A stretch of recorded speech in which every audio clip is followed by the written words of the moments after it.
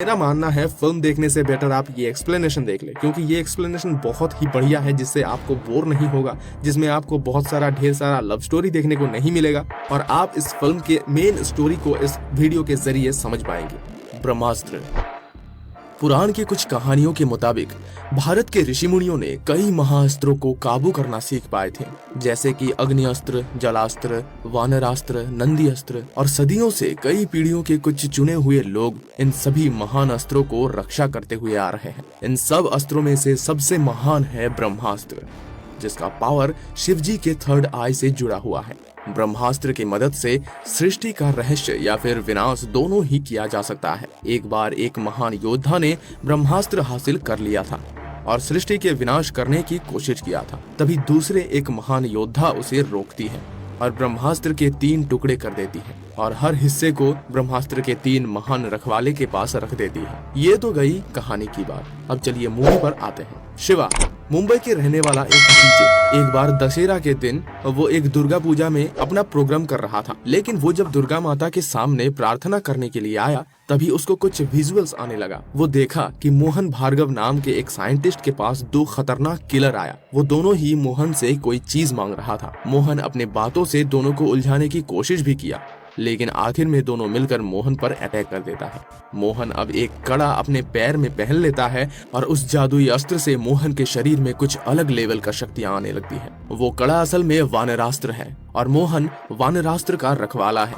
फिर मोहन और उन दोनों किलर्स के बीच में एक भयानक लड़ाई होती है। आखिर में एक औरत वहां पर आ जाती है और अपने अनोखे शक्ति से मोहन को काबू कर लेती है और मोहन के पास से वानरास्त्र छीन लेती है। फिर पता चलता है कि वो तीनों किलर ब्रह्मास्त्र का एक टुकड़ा मोहन के पास से लेने आया था, क्योंकि मोहन ब्रह्मास्त्र के एक टुकड़े का रक्षा करता था। उस औरत ने अपना नाम जुनून बताई और उसकी 2 साथी के नाम है रफ्तार और जोर, यानी कि ताकत। फिर अचानक से शिवा का ये विजुअल्स खत्म हो जाती है और वो होश में वापस आ जाता है। इसके बाद रात को शिवा रावण वध प्रोग्राम में जाता है और वहाँ उसे एक खूबसूरत लड़की दिखाई देता है, लेकिन उस लड़की को देखने के बाद पीछे जलते हुए रावण के आग में सब कुछ जल जाता है और वो आग शिवा के चारों ओर घूमने लगता है। शिवा तुरंत बेहोश हो जाता है। उसके कुछ दिन बाद शिवा उस लड़की को फिर से एक लिफ्ट में देखता है।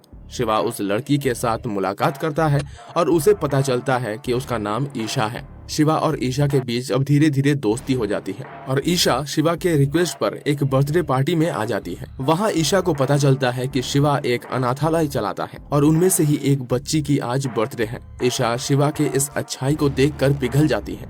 फिर दोनों मिलकर उन बच्चियों के साथ काफी मस्ती करते हैं। इसके बाद शिवा ईशा को अपने कमरे दिखाती है और अपने माता पिता के बारे में भी बताता है। शिवा के पापा उसके जन्म से पहले ही मर चुके थे और उसका जब 1 साल का उम्र हुआ था तब उसकी मम्मी भी गुजर गई थी।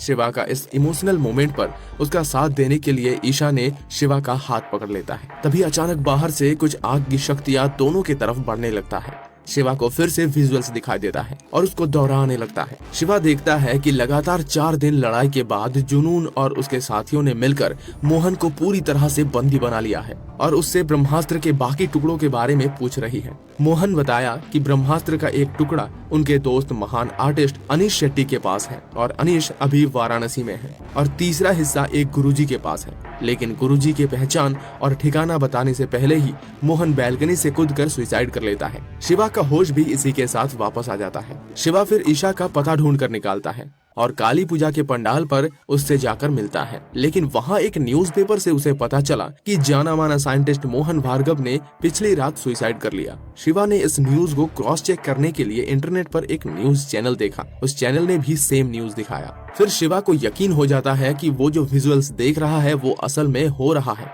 वो ईशा को भी ये सब कुछ बताता है और डिसाइड करता है कि वो वाराणसी जाएगा और अनीश शेट्टी को उन 3 किलर से बचाएगा। ईशा भी शिवा के साथ वाराणसी जाने के लिए राजी हो जाती है। वाराणसी में एक जगह ईशा को पता चलता है कि आग से शिवा के बॉडी में कोई इफेक्ट नहीं होता, मतलब शिवा आग से जलता ही नहीं है। दरअसल शिवा ये बात अब तक छुपाया था उससे। फिर वो बताता है कि बचपन से ही उसे पता है कि वो आग से नहीं जलता है। बचपन में आग से जलकर उसके मम्मी के साथ पूरा घर जल गया था और भस्म हो गया था, लेकिन उसे एक खरोच तक नहीं आया था। फिर एक जगह पर दोनों ने अनीश शेट्टी को देख पाया। उनके कुछ ही दूरी पर उन तीनों किलर्स को भी देख पाया जो अनीश को मारने के लिए आया है। ईशा और शिवा चालाकी से किलर्स को अनीश के पास आने से रोकता है और शिवा सब कुछ जाकर उसे बता देता है। फिर ईशा के ऊपर वो किलर अटैक कर देते हैं। अनीश और शिवा मिलकर ईशा को बचा लेते हैं, लेकिन वापस लड़ाई के चलते एक गोली अनीश को लग जाती है। वो तीनों एक गाड़ी लेकर वहाँ से भाग जाते हैं। रास्ते में बहुत रिक्वेस्ट करने के बाद अनीश ने गुरुजी को आश्रम का एड्रेस दे देता है जो हिमाचल प्रदेश में मौजूद है। शिवा गाड़ी को वहीं ले जा रहा था, लेकिन वो 3 किलर्स भी उनके पीछे लगा हुआ था। अनीश अपने पास ब्रह्मास्त्र का एक हिस्सा शिवा को दे देता है और उसको गुरुजी तक पहुंचाने का आदेश देते हैं और खुद को उन तीनों किलर्स को रोकने के लिए रुक जाता है। अनीश अपने पास मौजूद नंदी अस्त्र को एक्टिव करता है और अपने आखिरी सांस तक उन किलर्स से लड़ते हैं। आखिर में उन किलर्स को लेकर अनीश खाई में गिर जाता है और उसका भी मौत हो जाता है, लेकिन रफ्तार शिवा और ईशा के पीछे पड़ा हुआ है। रफ्तार से किसी तरह खुद को बचाते हुए शिवा और ईशा आश्रम के गेट पर आ जाते हैं। रफ्तार अपनी पूरी ताकत से दोनों के ऊपर अटैक करने के लिए आता है कि तभी अचानक से शिवा के शरीर से कुछ पावर निकलता है और रफ्तार को जला के राख कर देता है। शिवा फिर बेहोश हो जाता है। गुरुजी ये दृश्य अपने खिड़की से देख रहे थे। वो तुरंत शिवा और ईशा को आश्रम के अंदर ले आते हैं। अगले दिन शिवा को पता चलता है कि आश्रम के सारे मेंबर्स के पास कुछ न कुछ खास किस्म का अस्त्र जरूर है। गुरुजी शिवा को बताते हैं शिवा के पास अग्नि अस्त्र है और वो उसे कंट्रोल करना सिखाएंगे, लेकिन शिवा इन सब चीजों से दूर रहना चाहता है, इसलिए वो ब्रह्मास्त्र का दूसरा हिस्सा गुरुजी को देकर वहाँ से चले जाने का फैसला लेता है। गुरुजी फिर शिवा को बताता है कि शिवा के माता पिता भी आश्रम का मेंबर्स थे और उनके मौत के कारण गुरुजी को मालूम है। अगर शिवा वहाँ रुक जाए तो गुरुजी उसे पूरी कहानी बताएंगे। शिवा वहाँ रुकने का फैसला लेता है। शिवा को बीच बीच में कुछ विजुअल्स आने लगते हैं जहाँ वो देख पाता है कि जुनून अपने गुरु के लिए ब्रह्मास्त्र हासिल करना चाहती है और उसके गुरु के पास बहुत सारा अस्त्र मौजूद है। ईशा को किसी सुरक्षित जगह भेजकर शिवा अपने ट्रेनिंग स्टार्ट कर देता है, लेकिन वो अपने ताकत को सही तरीके से काबू नहीं कर पा रहा था। बहुत सोचने के बाद शिवा को समझ में आ जाता है कि ईशा जब भी उसके करीब आती है तभी अस्त्र काम करता है। गुरुजी फिर शिवा को समझाता है कि अस्त्र सिर्फ सच्चा प्यार से ही काम करता है। फिर शिवा अपने पास ईशा को इमेजिन करता है और अग्नि अस्त्र को काबू करना सीख जाता है। उसी रात जुनून को ईशा का ठिकाना मिल जाता है और वो उसी रात ईशा के ऊपर अटैक कर देती है। आश्रम के बाकी मेंबर्स मिलकर लड़ाई करते हैं और ईशा को बचा भी लेते हैं। जुनून अब आश्रम का पता ढूंढ निकालने के लिए पास के एक गाँव के सारे लोगों को अपने वश में कर लेती है और आश्रम को ढूंढने लगती है। गुरुजी शिवा को एक कहानी सुनाते हैं। आज से 30 साल पहले ब्रह्मास्त्र का मठ समुद्र के बीच एक द्वीप में था और तब ब्रह्मास्त्र टुकड़ों में नहीं था, लेकिन मठ का एक वीर देव ब्रह्मास्त्र को हासिल करना चाहता था। देव अग्नि अस्त्र का मास्टर था, लेकिन साथ ही कई अस्त्र पर देव काबू पाया था। देव एक दिन अग्नि अस्त्र से ब्रह्मास्त्र को जगाया और विश्व को तबाह करने आ गया, लेकिन तभी उसे रोकने के लिए आश्रम और एक शिष्या आगे आई। उनका नाम है अमृता।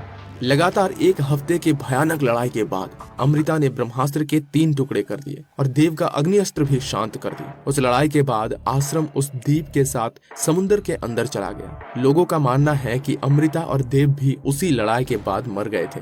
फिर आश्रम हिमाचल में आ गया और अमृता अपने बोट पर ब्रह्मास्त्र के 2 टुकड़े इस आश्रम में भेज दिए। लेकिन गुरुजी का मानना है अमृता लड़ाई के बाद भी जिंदा थी और वो उस समय प्रेग्नेंट थी। बाद में उसका एक बेटा भी हुआ और अमृता और गुरु एक दूसरे से प्यार भी करते थे और गुरुजी को शिवा के अग्नि अस्त्र में देव का परछाई भी दिखाई देता है, यानी कि अमृता और देव का बेटा है शिवा, इसलिए उसके पास बचपन से ही अग्नि अस्त्र का शक्ति है। शिवा फिर सबको बताता है कि देव भी जिंदा है और जुनून उसके लिए ही ब्रह्मास्त्र हासिल करना चाहती है। फिर अपनी माँ के एक शंख के ऊपर अपना खून चढ़ाता है और उस शंख के अंदर ब्रह्मास्त्र का तीसरा हिस्सा भी मिल जाता है, यानी कि ब्रह्मास्त्र का तीसरा हिस्सा अमृता ने अपने पास रखी थी। अब गुरुजी शिवा और ईशा सभी आश्रम मेंबर को लेकर वहाँ से जा रहे थे कि तभी जुनून अपने सेनाओं के साथ उन पर अटैक कर देती है। सभी लोग उनसे लड़ पड़ते हैं। लड़ाई चलते हुए जुनून को ब्रह्मास्त्र के 2 हिस्सा मिल जाता है और तीसरा हिस्सा को पाने के लिए शिवा के साथ उसकी लड़ाई होती है, लेकिन शिवा उस तीसरे हिस्से को अपने साथियों की मदद से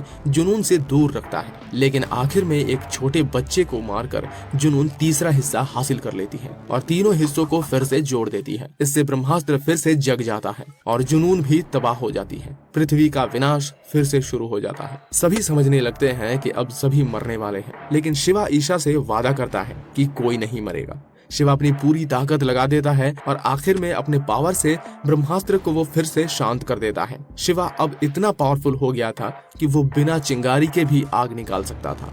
लेकिन दूसरी तरफ ब्रह्मास्त्र को दोबारा जगाने पर देव को भी अपना शक्ति वापस मिल गया था और वो फिर से पत्थर से आजाद होकर इंसान के शरीर में वापस आ गया और अपनी पूरी शक्ति के साथ ब्रह्मास्त्र को हासिल करने के लिए आगे बढ़ने लगा। और इसी सस्पेंस को छोड़ते हुए ब्रह्मास्त्र मूवी की ये पार्ट खत्म हो जाती है।